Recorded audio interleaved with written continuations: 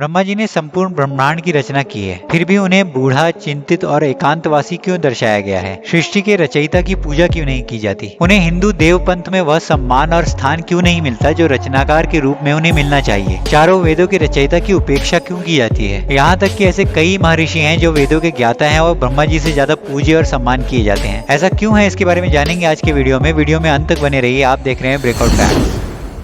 हिंदू धर्म में भगवान ब्रह्मा त्रिमूर्ति ब्रह्मा, विष्णु और महेश के पहले देवता हैं। वे ब्रह्मांड के निर्माता हैं, लेकिन उनकी पूजा भगवान विष्णु और भगवान शिव के समान नहीं की जाती। उन्हें समर्पित केवल एक ही मंदिर है, जो राजस्थान का पुष्कर मंदिर है। वहीं भारत का ऐसा कोई कोना नहीं जहाँ भगवान विष्णु और शिव के मंदिर ना हो। यहाँ तक कि उनकी पत्नी देवी सरस्वती को भी उनसे अधिक याद किया और पूजा जाता है। ब्रह्म ज्ञान को सर्वोच्च ज्ञान माना जाता है। सभी तप, योग और ध्यान ब्रह्म ज्ञान को प्राप्त करने के लिए किए जाते हैं। एक तरफ लोग ब्रह्म ज्ञान पाने की इच्छा रखते हैं और दूसरी तरफ भगवान ब्रह्मा की उपेक्षा की जाती है। ये विरोधाभास क्यों है? एक हिंदू पौराणिक कथा के अनुसार ब्रह्मांड के निर्माण के साथ भगवान ब्रह्मा ने शत्रुपा नामक एक महिला देवता का निर्माण किया, जो सैकड़ों रूप धारण कर सकती थी। जब ब्रह्मा जी ने सृष्टि की रचना शुरू की थी तो उनका केवल एक ही सिर था। बाद में इसी महिला देवता की वजह से उन्हें 5 सिर मिले। शत्रुपा इतनी सुंदर थी कि ब्रह्मा जी उसी पर पूरी तरह से मोहित हो गए और जहाँ भी वो जाती थी उसे घूर कर देखते रहे। अपनी ही बनाई रचना से इस प्रकार आसक्त हो जाना एक दैवीय गुण नहीं है। शत्रुपा इस ध्यान और इरादे से शर्मिंदा हो गई और उनकी नजर बताने की कोशिश की। वे जिस भी दिशा में जाती, ब्रह्मा जी का उसी दिशा में एक नया सिर बन जाता। वे इससे बचने के लिए आकाश की ओर गई तो ब्रह्मा जी का 5वां सिर उनके अन्य सिरों के ऊपर उगाया। इस व्यवहार के दंड के स्वरूप भगवान शिव ने ब्रह्मा जी का 5वां सिर काट दिया, और क्योंकि वे आध्यात्मिक की अपेक्षा भौतिकवादी हो गए थे, परिणाम स्वरूप भगवान शिव ने ब्रह्मा जी की पूजा न होने का उन्हें श्राप दिया। एक दूसरी किंवदंती ये कहती है कि ब्रह्मा जी और विष्णु जी के बीच एक बार ये साबित करने के लिए प्रतिस्पर्धा थी कि उनमें से बड़ा कौन है और किसकी पहले पूजा की जानी चाहिए। इस बहस का अंत न होता देख भगवान शिव ज्योति के स्वरूप में वहां प्रकट हुए और उन दोनों से कहा कि इस ज्योति का अंत ढूंढने वाले की ही पहले पूजा होगी। ब्रह्मा जी ऊपर की ओर गए और विष्णु जी नीचे की ओर, और वो दोनों ही इस ज्योति का अंत कई युगों तक ढूंढते रहे। बहुत समय बीत जाने के बाद विष्णु जी ने अपनी हार मान ली कि उन्हें ये अंत नहीं मिल रहा। पर प्रतियोगिता को जीतने के लिए भगवान ब्रह्मा ने झूठ बोला और उन्होंने कह दिया कि उन्हें उसका अंत मिल गया है। ये देखकर भगवान शिव प्रकट हुए और उन्होंने ब्रह्मा जी का 5वां सिर काट दिया और उनकी पूजा न होने का श्राप दिया। ये तो पौराणिक किंवदंतियों में बताए गए कारण थे जिनकी वजह से ब्रह्मा जी की पूजा नहीं की जाती। अब आइए इसका तार्किक कारण समझते हैं। प्रकृति जब भी समय समय पर स्वयं को अभिव्यक्त करना चाहती है तो हमारे बीच से ही किसी को साधन के रूप में चुनती है। कुछ भी हमारा नहीं है, चाहे वो हमारे द्वारा बनाया गया हो या किसी और के द्वारा। प्रकृति के बाहर कुछ भी नहीं बनाया जा सकता, अतः प्रत्येक रचना प्रकृति की है, किसी की नहीं। हम सिर्फ माध्यम हैं। आप कुछ बना सकते हैं लेकिन उसका कब्जा आपके हाथों में नहीं है। प्रकृति हर किसी को निश्चित समय के लिए अपना आश्रय प्रदान करती है। उस पर अनावश्यक सौमित्र जताने से दुख, चिंता, तनाव, पीड़ा के अलावा कुछ नहीं मिलता। सृष्टि और शत्रुपा की रचना के बाद भगवान ब्रह्मा ने यही किया और उन पर अपना कब्जा दिखाना शुरू कर दिया। ये निम्न जन्म के गुण हैं, दिव्य गुण वाले व्यक्ति के नहीं। भगवान ब्रह्मा को अपनी रचना से अत्यधिक लगाव है। मैंने ही संसार की रचना की है और मैं ही संसार का स्वामी हूँ। सब कुछ मेरा है और सब कुछ मेरे अनुसार ही चले, यह ब्रह्मा जी का भाव है। और जब कोई बात आपके सोचे के मुताबिक काम नहीं करती तो आप चिंतित,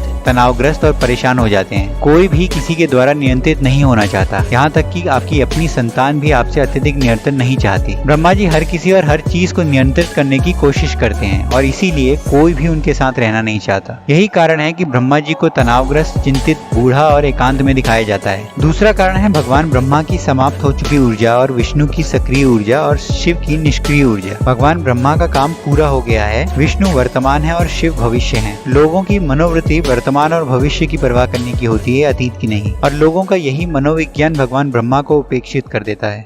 आपके सामने एक बड़ा सा रेड बटन है। हाँ, है। दबा दिया, आगे बोलो।